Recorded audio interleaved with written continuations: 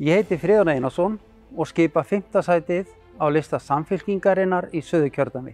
Ég formaður bæjarráðs Reykjanesbæjar, þar sem Samfylkingin hefur leitt viðsnúning í rekstri og uppbyggingu síðustu ár.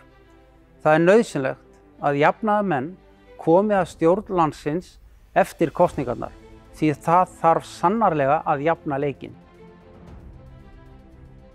Ég heiti Inger Erla Thomsen og er í 4. sæti á lista Samfylkingarinnar í Suðurkjördæmi. Ég er úr Grímsnesinu, er formaður Sigríðar ungra jafnaðarmanna á Suðurlandi og er að læra stjórnmálafræði við Háskóla Íslands.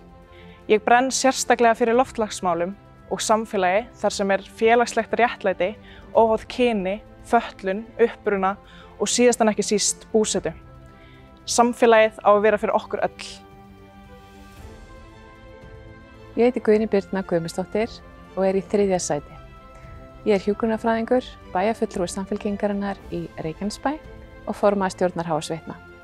Mitt hjarta slær fyrir sterkri heilbrigðisþjónustu en það eru mörg ákallandi verkefni sem þarf að leysa hratt og vel og það eru verkefni sem ég þekki vel.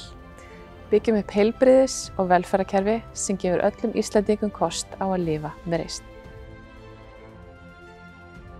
Ég heiti Viktor Stefán Pálsson og skipa 2. sætið á lista Samfylkingarinnar í Suðurkjördæmi.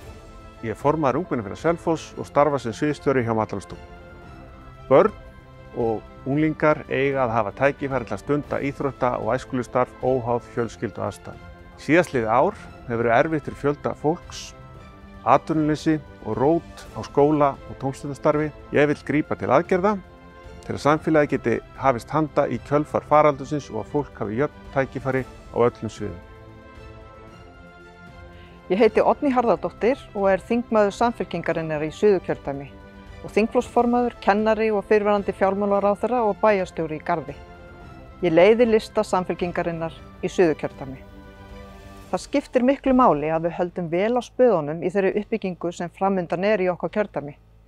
Tækifærin eru margvísleg og við erum rík af auðlindum og þekkingu. Atvinnumálin og leita nýjum lausnum leið og undirstöðu atvinnugreinar eru styrktar, eru og verða krefjandi viðfangsefni. Til að leysa þau farsællega þurfum við heilbrigða framtíðarsýn og ábyrga leið út úr kreppunni undir stjórn jafnaðarmanna.